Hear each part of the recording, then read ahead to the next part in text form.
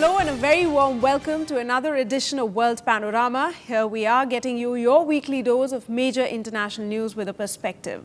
I'm Sana Khan. Before we get you detailed reports, here's a look at the top stories this week. North Korea moves second missile to East Coast amid threats against US. World Panorama takes a look at how real is the war threat. Resolution regulating multi-billion-dollar international arms trade wins overwhelming backing from members at the UN, but how effective will it be? World powers and Iran begin nuclear talks in Kazakhstan. Iran remains defiant, insists that the West must recognize its right to uranium enrichment. And Andy Murray edges David Ferrer to take Sony Open men's singles title and move to number 2 in world rankings. And straight to the story in focus this week. Recent weeks of saber-rattling and military escalation have affirmed a harsh truth. North Korea, which is much closer to putting a nuclear warhead on a missile than Iran and has threatened to strike the United States and its allies, is the more urgent challenge. The major powers still haven't figured out how to solve it. The North Korean leader Kim Jong-un took power in late 2011, and since then, the North has launched a 3-stage rocket and tested a nuclear device. After the United Nations Security Council imposed new sanctions last month for the country's 3rd nuclear test in February, North Korea's rhetoric became even more aggressive. It threatened to hit American cities with nuclear-armed ballistic missiles and declared itself to be in a state of war with South Korea. China remains central to any coherent strategy, and some Chinese elites have urged Beijing to even abandon its ally.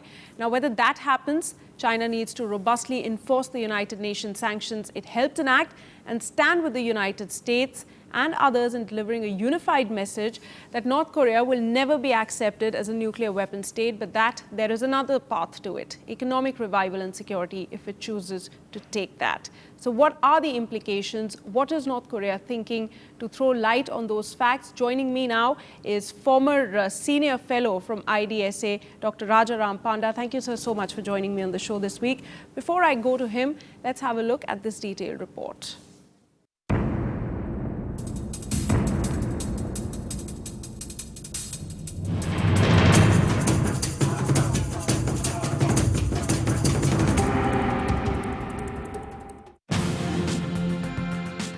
North Korea has moved a missile with considerable range to its east coast. South Korea's defense minister said this on Thursday, but added there are no signs that Pyongyang is preparing for a full-scale conflict.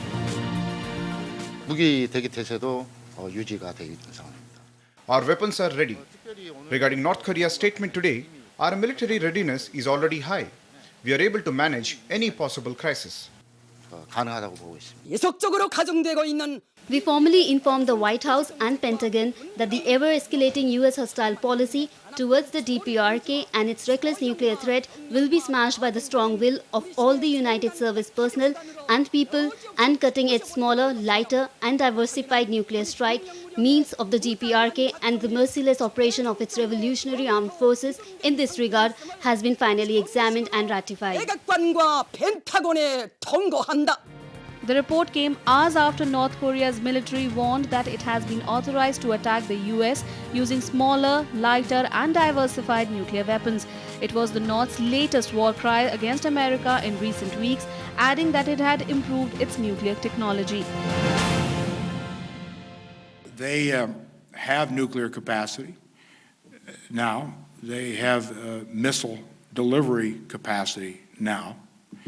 And so as they have ratcheted up their bellicose, dangerous rhetoric and some of the actions they've taken over the last few weeks present a real and clear danger and threat to the interests, certainly, of our allies, starting with South Korea and Japan, and also the threats that the North Koreans have leveled directly at the United States. In a parallel development, North Korea blocked South Koreans from crossing the heavily armed border to a jointly operated industrial park, raising doubt about the future of the last remaining major symbol of inter-Korean cooperation. The move came 4 days after North Korea threatened to shut down the industrial park in the North Korean town of Kaesong out of anger over United Nations sanctions and joint military drills that the United States and South Korea are conducting on the Korean peninsula. Analysts said the threats are probably efforts to provoke softer policies from South Korea to win diplomatic talks with Washington and to solidify the image of young North Korean leader Kim Jong-un. But at times, Pyongyang has gone beyond rhetoric. With that, let me go across to Dr. Rajaram Panda, who's with me in the studio. Let me start by asking you, the current scenario that we're seeing, how did really things come to this? The current situation has become so difficult and complex that I cannot imagine a very easy way out from this. Major powers and leading powers like China, for example, will be will have to play a very decisive and positive role to take the lead to negotiate with the North Korean regime, the young leader. And it has reached a situation where it is likely, something like a breaking point.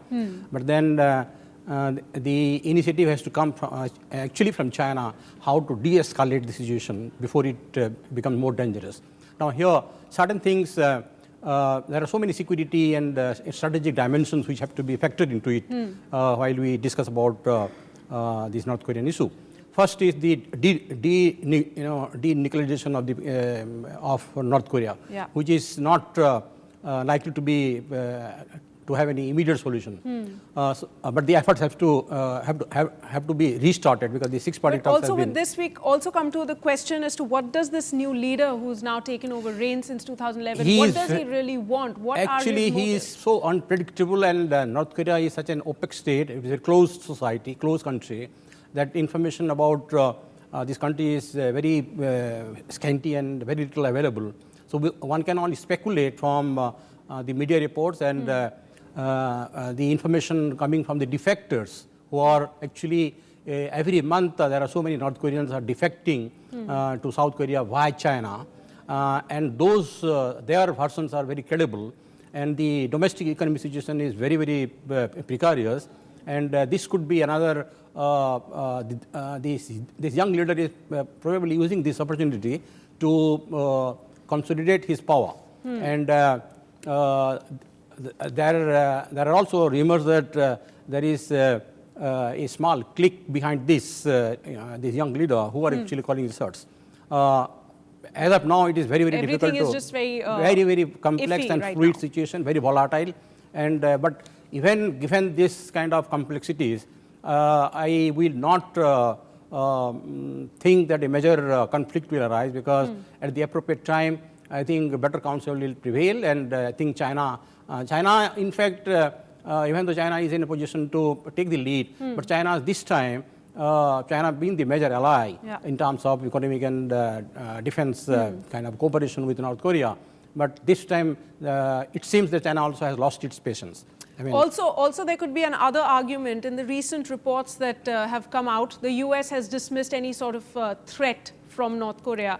Perhaps also so because North Korea has been very aggressive in the recent past, conducting these tests and giving out these threats. But also it has to, at some level, do you believe the North should understand that it cannot issue threats when, because if something happens, God forbid, there will be retaliation. Is it ready for that? That is also another factor. These North Korean leaders should realize that whatever actions and steps it is taking, it will only contribute to its own destruction of its own country, because North Korea is no match to United States military capability. There is no match.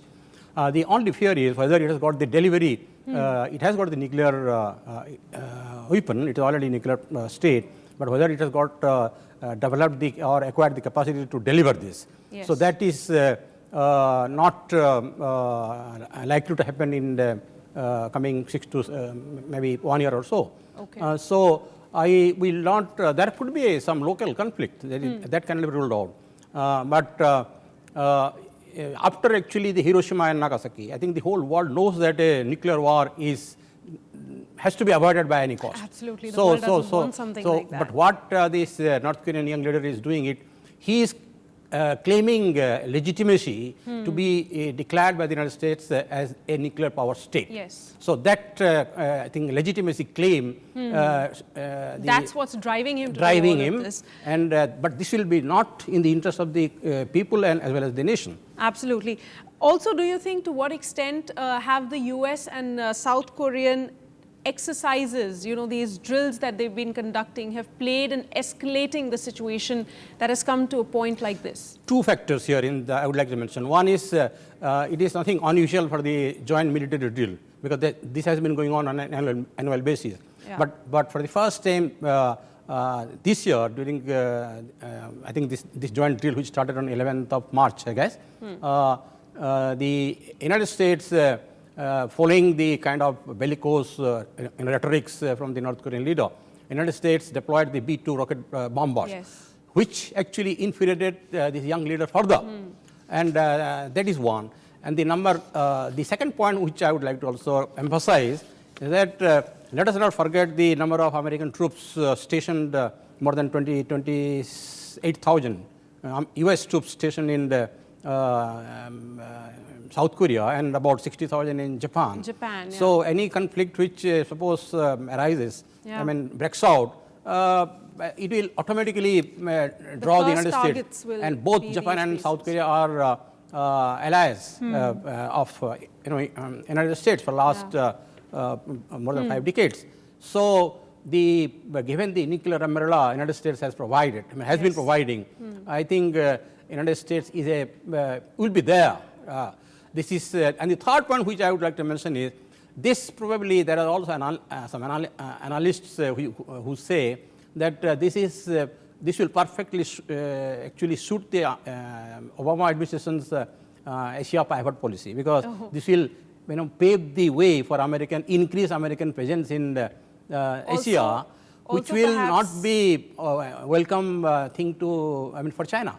Yeah. So, but the bottom line is how to de-escalate, yes, and things should not, But it could also be looked at another way. The situation is such that it has forced China to go against North Korea and side with the United States because China, US want peace. And we'll have to really wait and watch how the dynamics really go and what does the North Korean leader want. And will he be fine in the days to come, and will this threat that is now persistent, will it go away with time?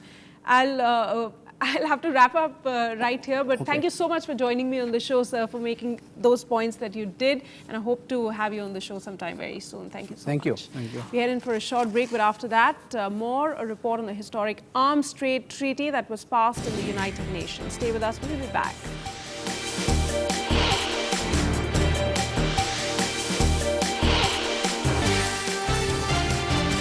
You're watching World Panorama. Now, the UN has voted overwhelmingly to regulate the $70 billion global trade in conventional weapons in an attempt to halt the proliferation of violent conflict and human rights abuses around the world.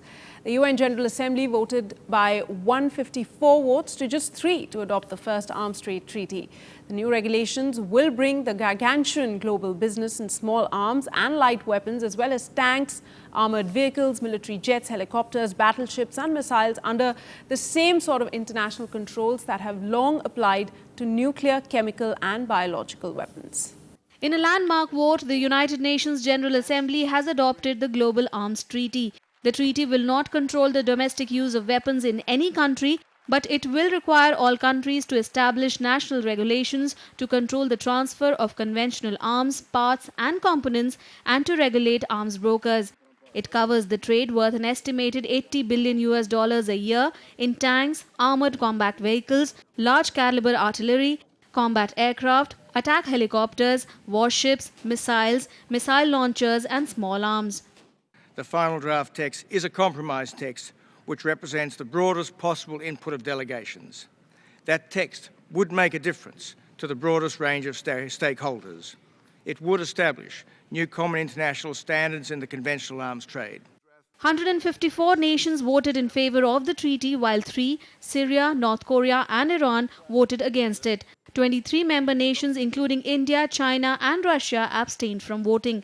Iran, Syria and North Korea had only last week prevented a treaty drafting conference at UN headquarters from reaching the required consensus to adopt the pact. DPRK shares the view that it is imbalanced. And under the current text, whose interest is best addressed? The answer is very clear. It is in the interest of the exporters. There is no balance in the interest of the exporters and importers. Вместе с тем, на сегодняшний день мы не можем однозначно высказаться в его поддержку и воздержимся при голосовании. В проекте МДТО, как мы уже говорили, имеются значительные изъяны, а также положения, вызывающие по меньшей мере сомнения и вопросы. Meanwhile, India, concerned over a possible negative impact on its defense contracts and agreements, also joined the 23 countries that abstained during the vote in New York. New Delhi felt the agreement is heavily loaded against weapons importing countries like itself and let exporting countries such as the US call the shots. Explaining the government's stand, India's chief negotiator Sujata Mehta said, and I quote, "The draft treaty that is annexed to the resolution is weak on terrorism and non-state actors, and these concerns find no mention in the specific provisions of the treaty. Further, India cannot accept that the treaty be used as an instrument in the hands of exporting states to take unilateral force majeure measures against importing states' parties without consequences. The relevant provisions in the final text do not meet our requirements." Unquote. The treaty will be open for signature June 3rd and will enter into force 90 days after the 50th signatory ratifies it. Bureau Report, Rajya Sabha TV. Iran held nuclear talks with world powers in an apparently uncompromising mood, demanding the immediate recognition of its right to enrich uranium and downplaying the chances of direct talks with the United States. The 6 nations negotiating with Iran have expressed cautious optimism as each side settled in for 2 days of meetings in the Kazakh city of Almaty, the 5th such round of negotiations on Iran's nuclear drive in 2 years.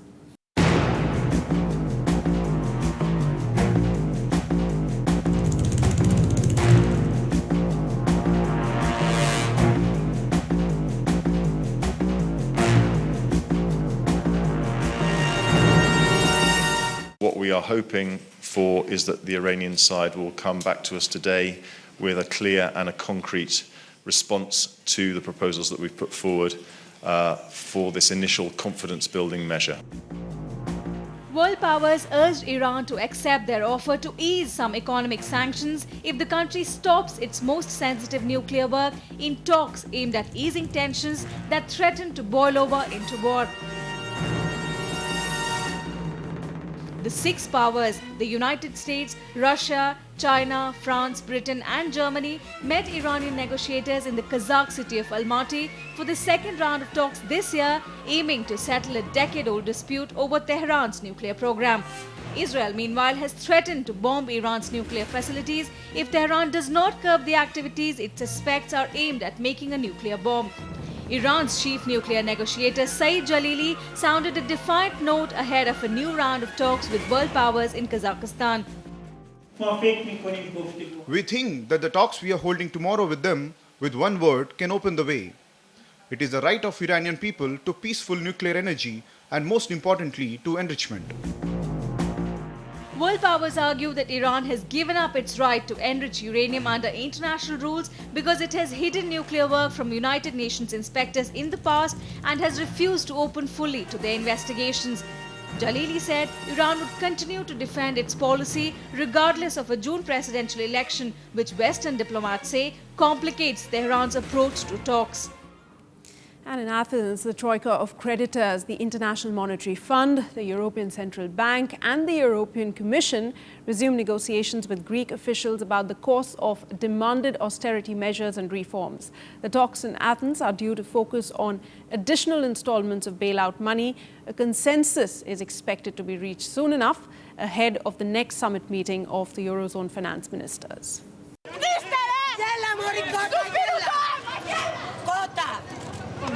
Γέλα! Τους βλέπετε ρε, 5 είμαστε!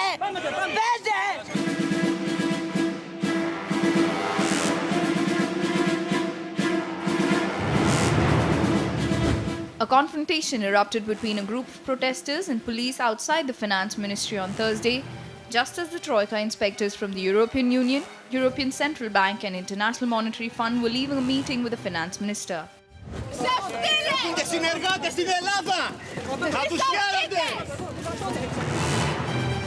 The confrontation exemplifies the anger that exists in Greece today over continuous austerity measures imposed on the country. The Troika officials interrupted their last assessment of Athens' performance in meeting the terms of its bailout agreement in March, leaving various issues unresolved as the side could not agree and saying they would return to wrap them up. I'm the last one who will say the emergency is over. The situation is still critical in the country. I know we still have difficulties before us. I will not try to make everything look wonderful, but even our worst critics can see that the climate in the country has changed. The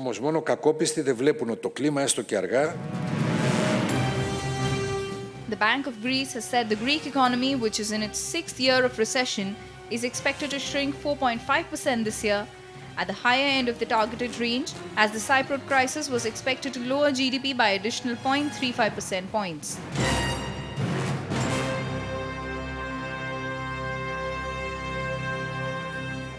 Time now to take a look at some of the other international news in a quick wrap. Here's Globe Watch.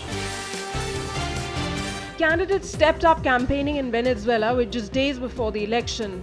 Presidential candidate Nicolas Maduro started his campaign in Sabaneta, hometown of the late President Hugo Chavez. That Maduro chose Sabaneta at his first stop of election campaign meant to follow Chavez's road and complete the late president's wishes. At a rally in the capital of Caracas, Venezuela's opposition presidential candidate Enrique Capriles tore into government leaders, lining their pocketing while professing faith to the late Hugo Chavez's radical socialism.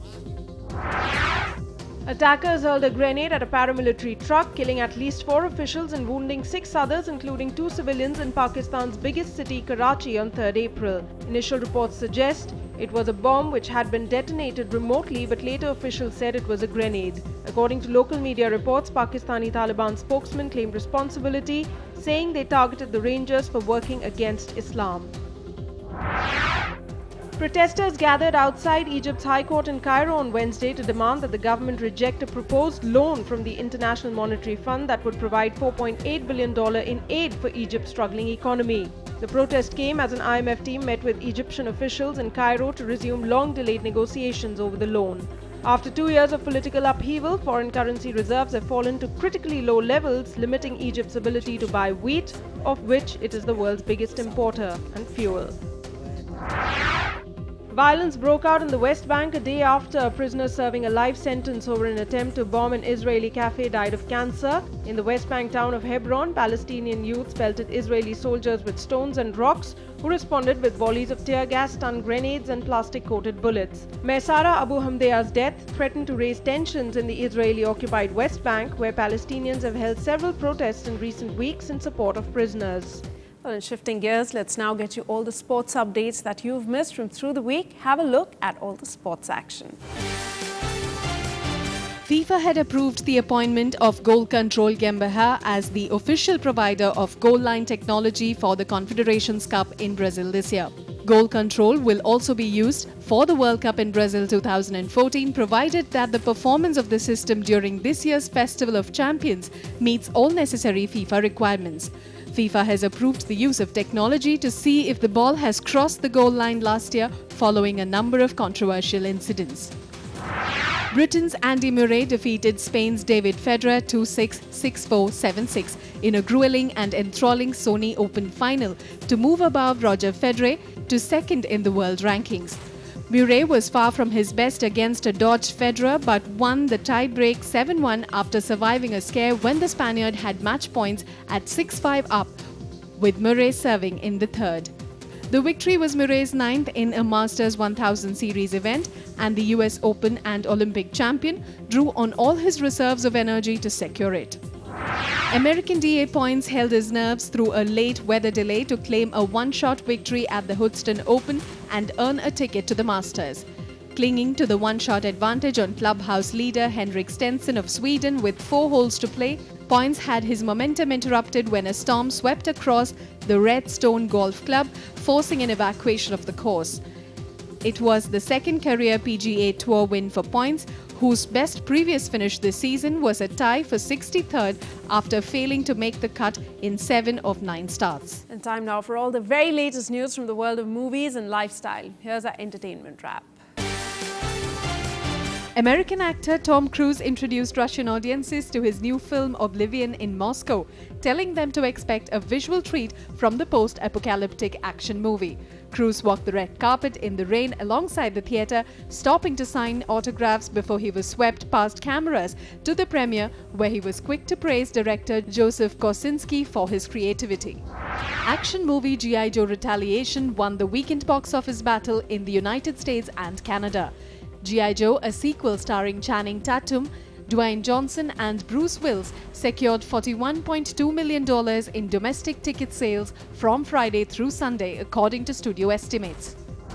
Tom Hanks made his Broadway debut in Lucky Guy, the late Nora Hepburn final play, on Monday night in New York. Hanks portrayed tabloid journalist Mike McAlry, who won a Pulitzer Prize covering New York police scandals and lurid crimes for the Daily News and New York Post. Hanks had a long collaboration with Hepburn, including hit films such as Sleepless in Seattle and You've Got Mail. Lucky Guy will be on Broadway for a limited engagement. Jury selection began on April 2nd in the wrongful death suit filed by Michael Jackson's mother against concert promoters AEG.